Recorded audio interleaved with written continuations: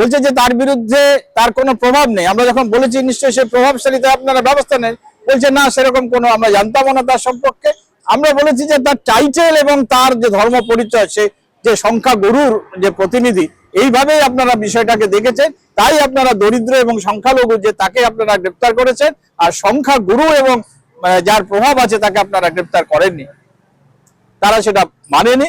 যাই হোক, আমাদের এই আমরা তো আমরা যে আমাদের স্মারকলিপি আমরা জমা দিয়েছি এবং তারা বলেছেন যে ব্যবস্থা নেবেন সেই অনুযায়ী।